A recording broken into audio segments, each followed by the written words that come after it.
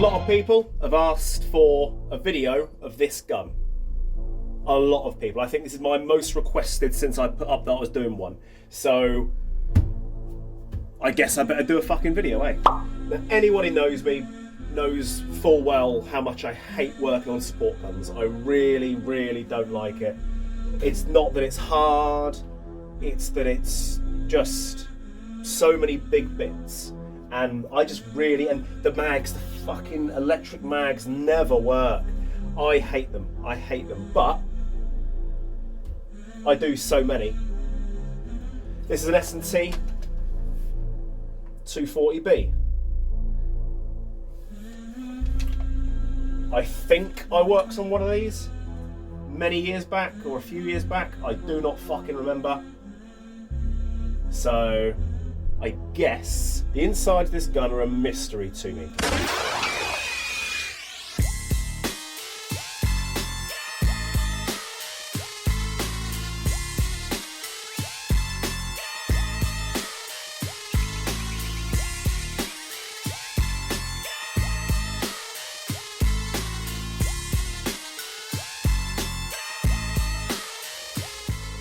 I hope you guys are enjoying me puzzling over how to take this cunt apart. I really, really hope you're enjoying it. That. Oh, I might load around. Oh, how lovely. I think that's a big thing to remember when you watch Airsoft techs on the fucking internet. And that is that, okay, you give me a generic M4, I can take that completely apart, every component out, every last pin, and reassemble in the exact manner it was done in about 15 minutes. Give or take. You know, that's if I'm being reasonably careful. No one shows you what it's like to try and figure out how to take a gun apart that you can't remember if you've even taken one apart before. If this is mine, I'd be a bit more rough with it. I might have screwdrivers in, trying to pry things just to see what happens. I can't do that with some other cunt's gun. I'm stuck with what's going on, aren't I? So I've just got to find something that's retaining it. Something's retaining it, and I don't know what.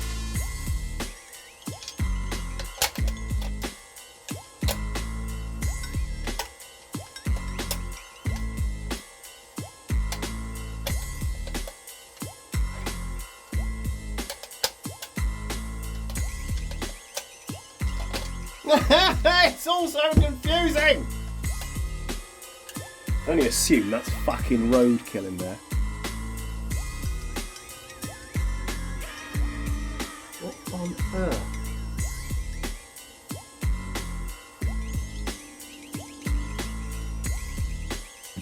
What the fuck is that?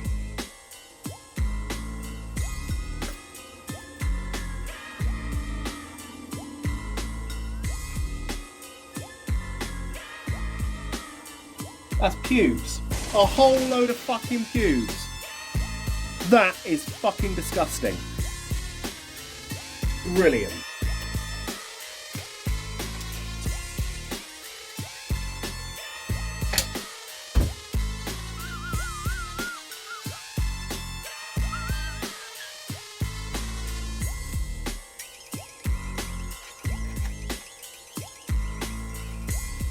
Right, that's a really smart placement of the micro switch, because micro switches do kind of die.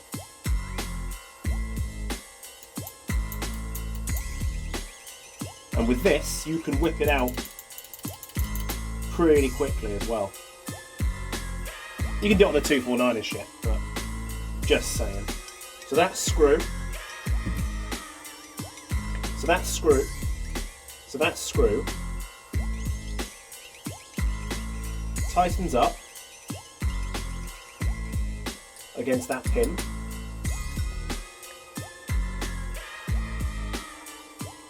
So you can knock it out. Cool, right?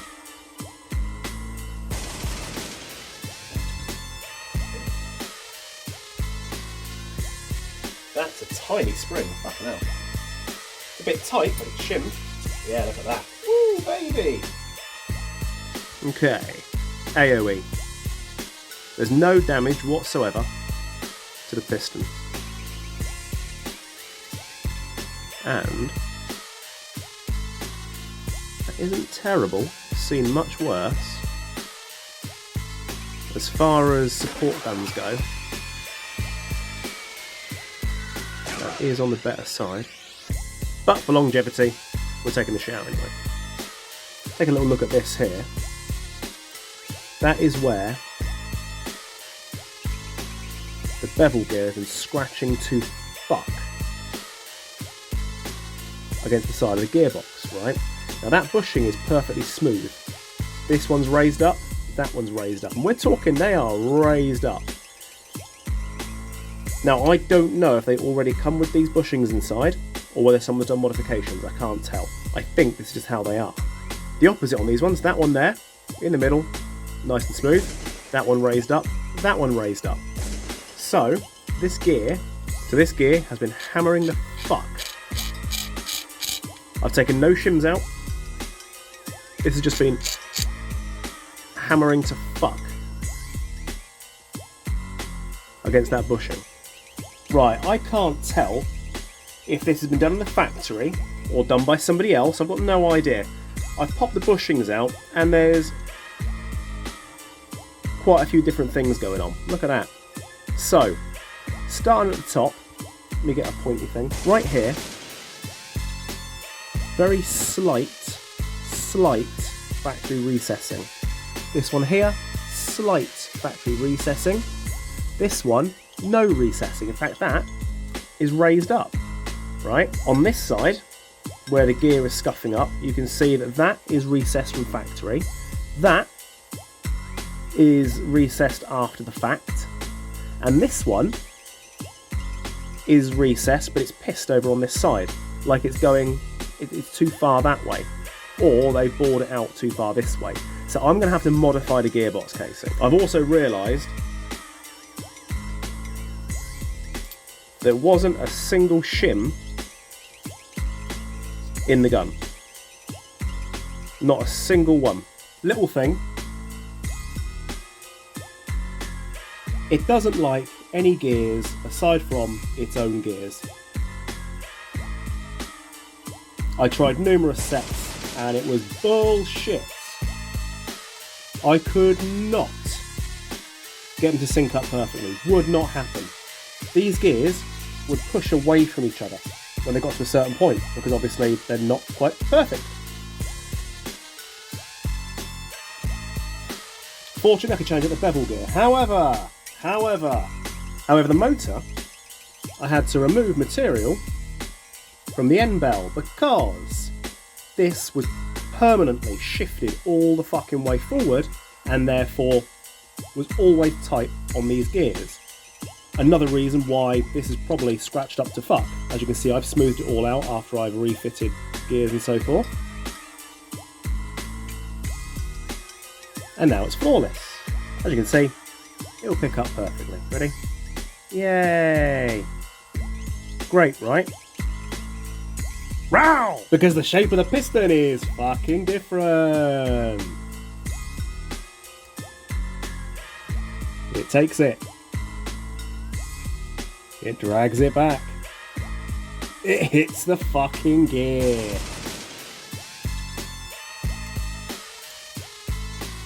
Fucking genius. I want this to be the first test I do, and I'm going to clean this up a little bit around here. I've left this tiny section here a little bit higher. I'm also going to polish this up a little bit here, get rid of the excess glue that's on the outside, but I've had to completely modify the outside of the piston rack so that it is the correct shape. Haven't tested it yet, but I've also bonded the fuck out of the inside as well with JB Weld. I've had to remove the sides of the teeth very slightly at an angle, whilst making sure that it's deep enough to not pull the rack out. But this is my very first test, so I don't even know if I've taken enough off. I fucking hope I have. Let's see.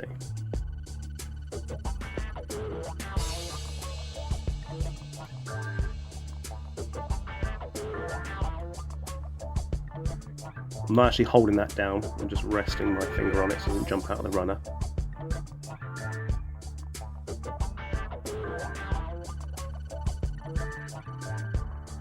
Looks like we're going to be okay.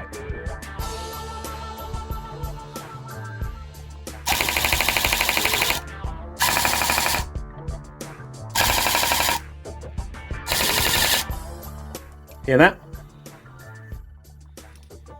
That's this fucking screw.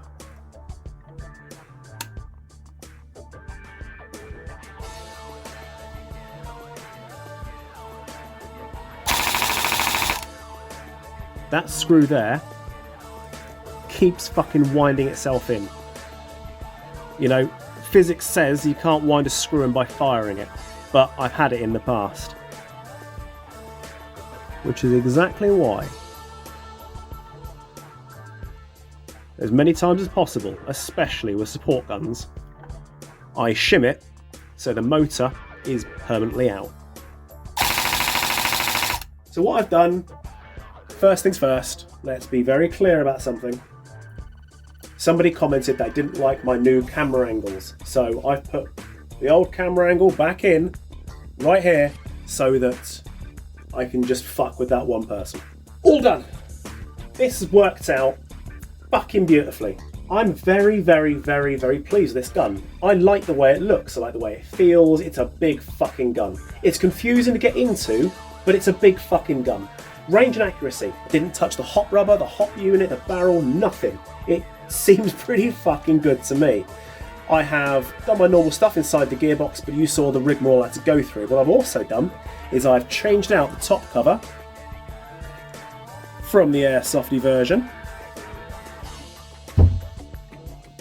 to this one the customer supplied. Look at that. So there she be. I like the way the box mag works. I like the way this whole thing looks. It's fucking cool. I like this a lot. I really, really like this a lot. I've oiled everything out, so it's all good. This has worked out pretty smart. It does look too mint though. It looks too nice. If you look at this material here, look how blue and shiny that is. So look at that. Look how blue and shiny it is. What the fuck is going on? It's just beautiful looking. It shouldn't look beautiful. It should look fucked up. Absolutely and completely fucked up. I like everything about it. I just don't know why they made it so I can't use the original gears. Because the sector and the spur gear literally are forced together like this. And I couldn't use any of the normal sets of gears that I'd use. And there's no sense putting in other gears like SEMA and JG gears when they're perfectly fine. But they're no better than these gears. So I just went, well, fuck it. I was able to change up the bevel gear, but obviously I had to remove material from the fucking motor, get it. Ugh.